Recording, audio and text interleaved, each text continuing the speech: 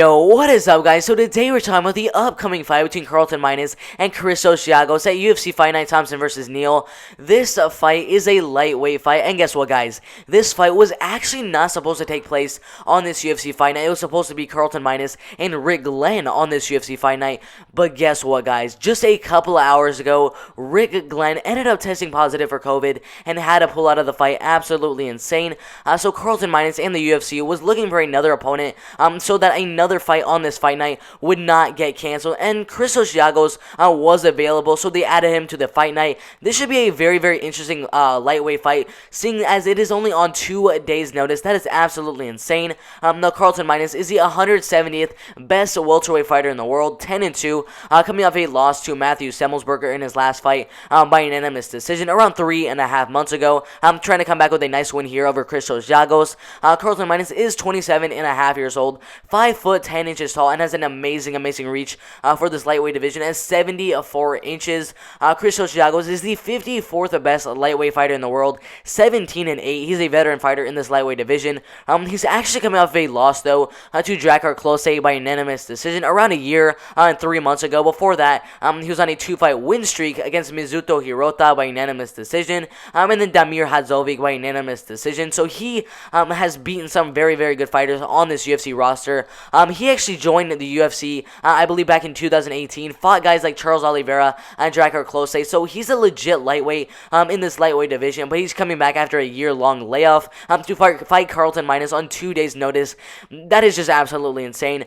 He's also almost 31 years old at the time of this recording, 5'10" tall, so the same height as Carlton and then has a much smaller reach, as Carlton reach is just absolutely humongous. Christos Giagos' reach is only 71.5 inches. So definitely a little advantage there for Carlton in this fight. Now, if you look at the Tapology predictions for this fight, out of 132 different votes, 88% of the vote are going for Christos Giagos to win the fight, mainly by unanimous decision. Obviously, some people are saying he's going to win the fight by knockout. He has very, very good power on the feet. And then some small people, like 2 or 3 people, think he's going to get a submission in the fight. I see this fight 100% going all the way. I don't see a finish from either fighter in this fight. And then 12% of the vote are going for Carlton to win the fight, mainly by unanimous decision, and then no people didn't think that he's going to get a submission in the fight, which is very unsurprising. He's not going to get a submission. This fight is 100% staying on the feet, and if you look at Carlton his record, 10 wins, 2 losses, is obviously a very, very good record for this lightweight division, but guess what, guys? Every single one of this man's wins have come inside of Alaska FC against not the best competition. He did start his career back in 2014 with 3 straight first-round finishes in a row. A decision win over Phil Martinez, a first-round knockout, you guessed it, first-round knockout, then 2 unanimous decisions, getting him a shot inside the PFL, I believe back in 2018 against Rick Story, but sadly that ended up being his first ever pro MMA loss, as he ended up losing the fight by second-round rear naked choke submission, came back after that loss against Scone Ellis with a decision win over him, but ended up losing his next fight inside the UFC against Matthew Semmelsberger by unanimous decision, and looks to come back with a win here against Christos Giagos in this fight. Alright, guys, so Christos Giagos, 17-8, the 55th best lightweight fighter in the world. He started his career back in 2010 with 4 straight wins in a row, lost his first fight to Jason Gonzalez back in 2012, came back with a win over Joe Louis, got a second-round rear naked choke submission win over Chris Tickle, lost his next fight by first-round guillotine choke submission to Papis Martinez, came back with 2 straight wins, got a first-round triangle choke submission win, got a shot inside the RFA against Dakota Cochran in a main event at RFA 17, and in the fight, he went out there and did absolutely amazing, as in the second round, he got a flying knee KO win over Dakota Cochran, getting him a shot inside the UFC back in 2014, but guess what, guys? In his first fight inside the UFC, he ended up fighting undefeated Gilbert Burns. Yes, Gilbert Burns, the future title challenger, Gilbert Burns, and he ended up losing the fight by first-round armbar submission, came back with a first-round rear naked choke submission win over Jorge de Oliveira, but lost his next fight to Chris Wade by decision and was cut from the UFC. And once he was cut from the UFC, he ended up fighting Josh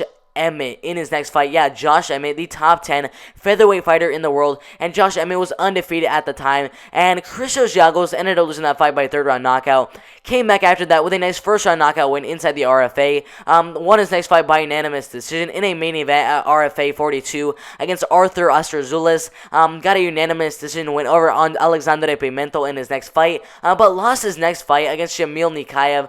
He's doing very, very good inside of Bellator right now. Shamil Nikaev was undefeated at the time at 8-0.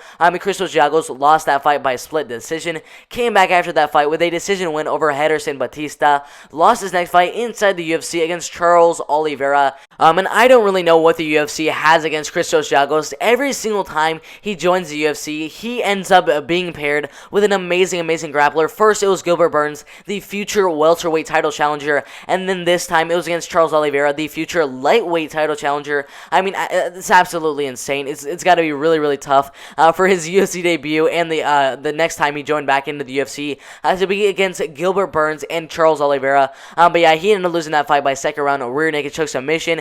Came back after that with 3 months later with a decision win over Mizuto Hirota and a decision win over Damir Hadzovic, but lost his next fight to Drakkar Klose by unanimous decision, and loses to come back with a win here over Carlton Minus in this fight. Alright guys, so Carlton Minus will 100% not be winning this fight to go with the ground.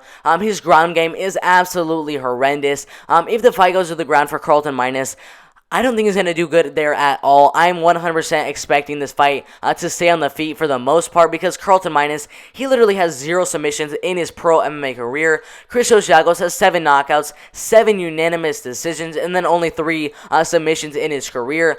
So we already know both of these fighters are on board with keeping the fight on the feet. This is a short notice, 2-day notice fight. I know both of these fighters are going to go out there and try to keep this a striking battle between the two fighters. I definitely think the fight is going to stay on the feet for the whole entire 3 rounds. Do I expect a finish from either fighter in this one? No, I do not. The more likely scenario is that Christos Giagos would get a TKO maybe after he gets a knockdown, but I don't see really one of these fighters landing a big shot that just puts him away. The main way one of these fighters would have to get a finish would be by TKO from a lot of ground and pound.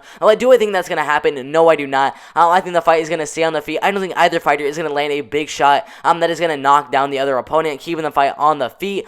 So I think one of the fighters is just going to keep the fight on the feet and dominate the fight on the feet. And you already know who I'm going to pick, Christos Giagos. He's an absolute beast coming back after a year-long layoff. I think he's going to come back here on 2 days' notice with an amazing win here over Carlton Minus, probably by unanimous decision in this fight.